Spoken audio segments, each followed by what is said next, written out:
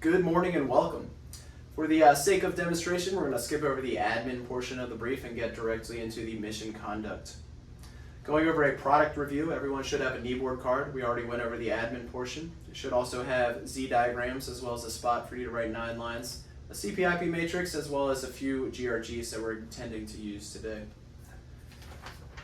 I'll go over GRG Quebec, or the prison location in the DeSoto MOA, as an intended target that we're intending to use today. On the eastern boundary of the prison, we have a north to south running MSR.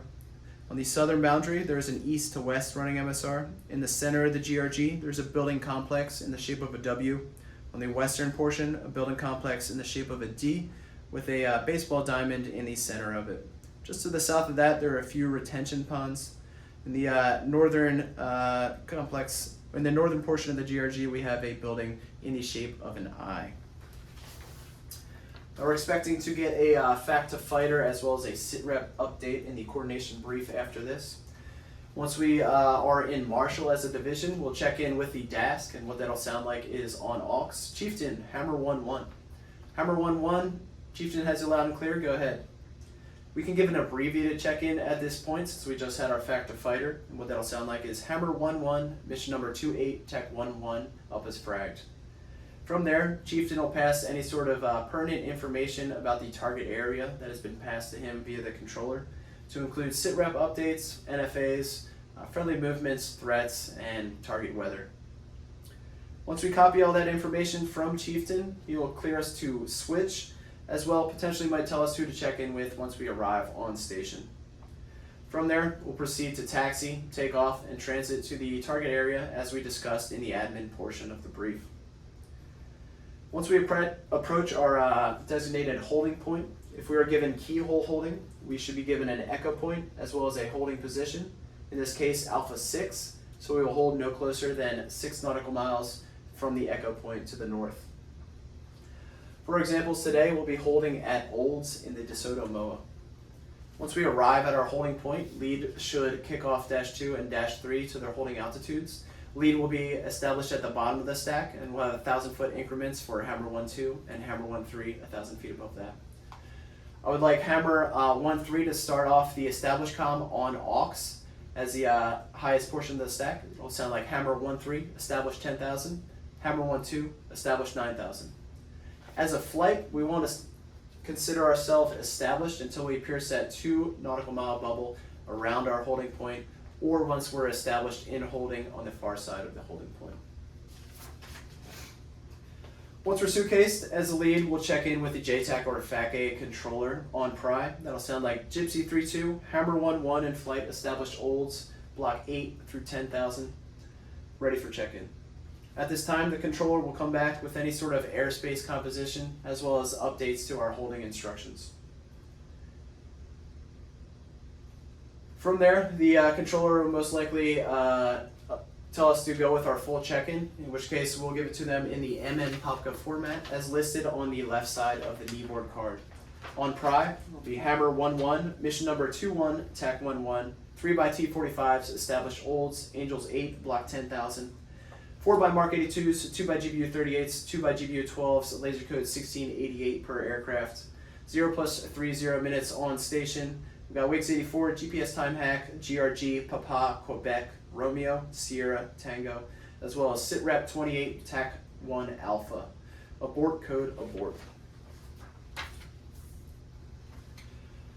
From there, Gypsy 3-2 will copy our check-in and then advise us of any updates to the situation. The updates to the SITREP will potentially come in the TTFAC OR format. However, at a minimum, expect to receive updates to threats, targets, and friendlies in the target area. If we don't receive that, we'll endeavor to ask for it. After providing our check-in and receiving the situation update, we'll be ready to receive the CAS Brief. The CAS Brief is broken down into a game plan, as well as a 9-line and remarks restrictions. In the game plan, that is broken up into the TMOI format, or type of control, method of attack, ordnance, and interval. Type of controls we're expecting to receive are type 1, type 2, and type 3 control.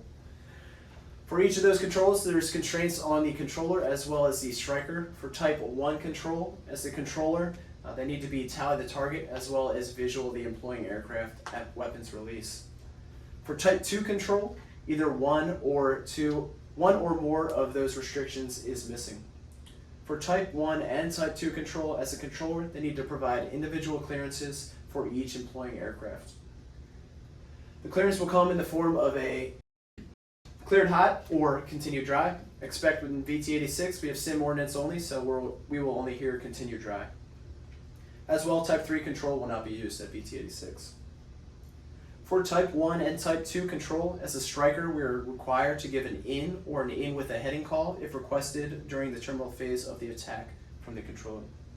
This signifies to the controller that we are done maneuvering the aircraft and we're ready to employ on the target. At VT86, we'll give an in dry or an in dry with a heading since we only have sim ordnance. For the method of attack, it's going to be bomb on target or bomb on coordinate.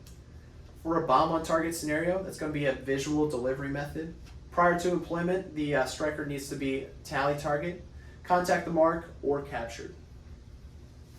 For a bomb on coordinate scenario, the strikers will be given high fidelity coordinates in which they need to plug directly into their system or directly into the weapon and employ directly onto those coordinates. We'll talk about the correlation aspect to bomb on target and bomb on coordinate later in the brief. Ordnance that we're going to employ today is simulated Mark 82s, GBU-12s, GBU-38s, as well as the 20mm cannon. As well, the last portion of the game plan is the interval between the strikers. Expecting to get 1 minute or 60-second spacing in between strikers at VT86. After the controller passes the game plan, they will pass the 9 line in 3 line bursts. If at any point we miss their line, we can simply come up and say again line 3 or say again line 8. But as a technique, if we miss 2 or more lines, we'll come up and say again 9 line. At the end of the 9 line, the controller is going to pass remarks restrictions. We're required to read back restrictions, but not remarks.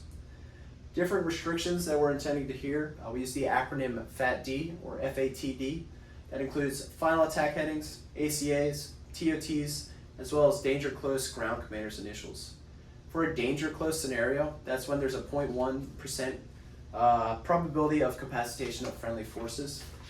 In that scenario, if we need to drop a bomb within those associated danger close distances, we need to make sure that we're getting the ground force commander's initials and stating that it is a danger close mission. As a technique, before accepting a TOT, we can request those ground force commander's initials. Danger close distances listed here on the board. For Mark 82, 285 meters. For GBU-12 and GBU-38, 270 meters. And then for the 22mm cannon, it's going to be 100 meters. Once we receive the CAS brief from the controller, we can continue to push, plot, and plug. For our push timing, we're going to use our TOT as well as our CP-IP matrix to calculate our push timing. Once we calculate the push timing, we'll give that to our instructor pilot and continue to update them so that we can hit our CP on time on our intended ingress heading at 360 knots ground. From there, we're going to plot using our GRGs. Lines 6, we'll make sure that what we plotted on our GRG matches the target description that was given in line 5. As well, we're going to assess if there's any friendlies in the target area or NFAs to consider. And then we're going to plug in lines 4 and 6 directly into our system. We might hear from the controller at this point on Pry. Hammer 1-1, go with your rebacks. If we're not ready for a reback, or we're still plugging into our system, simply respond with standby 1 mic, just to let the controller know that we heard him. As a technique, we can preface our readbacks with from my system or from my weapon, just to assure the controller that we are reading back from our system and not from our kneeboard card. An example of a readback would be on Pry, Hammer 1-1, 169 feet, north 311023, west 0883623. Final attack heading 020 through 060, TOT 32. Should hear Hammer 1-1, good readback, Hammer 1-2, go with your readbacks, and we'll continue with all the readbacks from each of the strikers. The next portion of the attack is to satisfy correlation.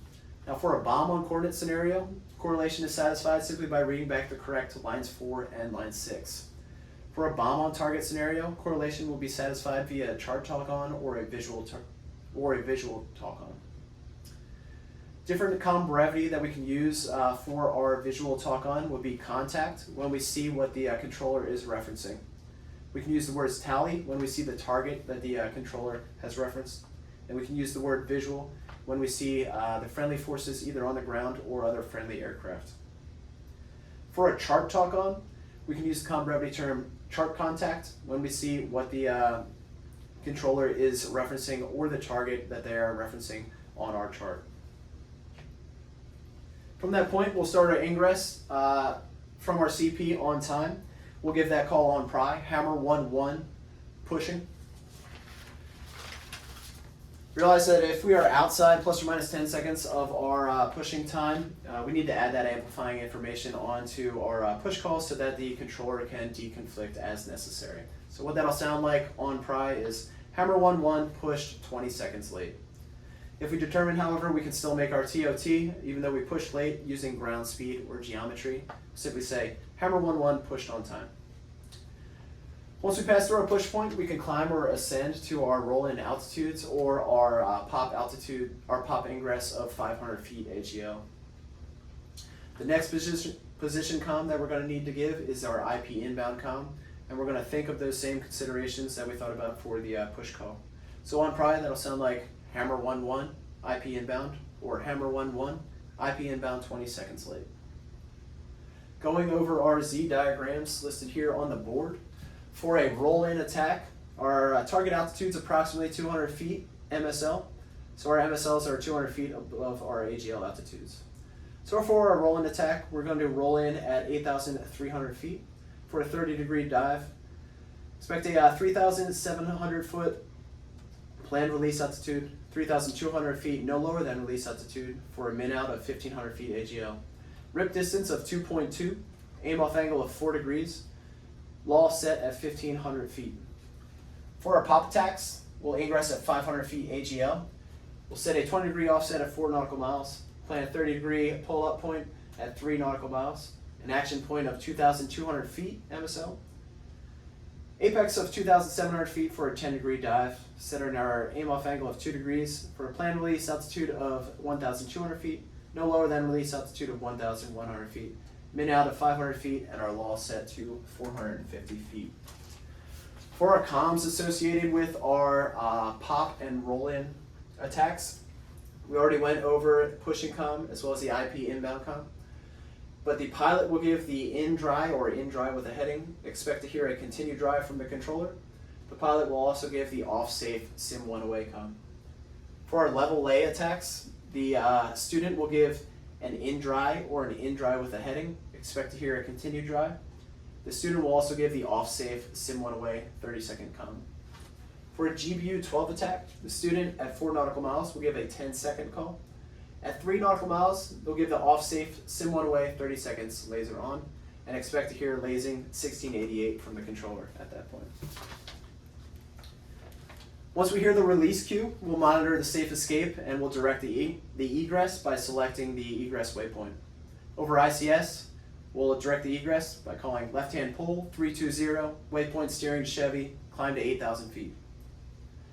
Once the last striker has simulated weapons impact, we'll give our position call as a lead, and that'll sound like on pry, hammer 1-1, established Chevy Angels 8. Once again, we're only going to use that established comm if we're inside that 2 nautical mile ring of our egress waypoint, or if we're already established in our holding pattern at our egress waypoint. From there, once our lead gives the position comm, dash 2 and dash 3 will rock and ripple down the line with their position comm. Realizing that dash 2 might not be established at this point, a good position comm would sound like on pry, hammer 1-2, 5 nautical miles southeast of Chevy, passing Angels 7 for Angels 9. After giving our position comm, we'll go through fuel ops and G checks on aux, as we discussed in the TAC admin portion of the brief. From this point, expect the controller to pass BDA, or a battle damage assessment. We're going to write down the exact verbiage that is passed so that we can give a good in-flight report later in the flight. Good example of BDA would be SA-6 completely destroyed, 4 by EKIA, ground force commander's intent met. At this point, we'll execute the CAS brief again until all intended targets are destroyed or until the strikers reach a bingo fuel state. Once all attacks are completed, the controller will recommend terminate, and we'll go through the knock it off sequence as discussed in the TAC admin portion of the brief. If we have the time to do so, we'll pass an in-flight report as we're transiting to our landing airport. And what that's going to consist of is all the targets that we attacked, as well as TOTs and BDAs. So what I like to do as a technique, we'll list off line 5, line 6, as well as our exact TOTs and the BDA that was passed from the controller for each target that we attacked. Other important information that should be passed in the in-flight report are different surface-to-air fires as well as times that those occurred. As well, we want to pass the friendly location and target area weather. This concludes the portion of the CAS brief. Any questions?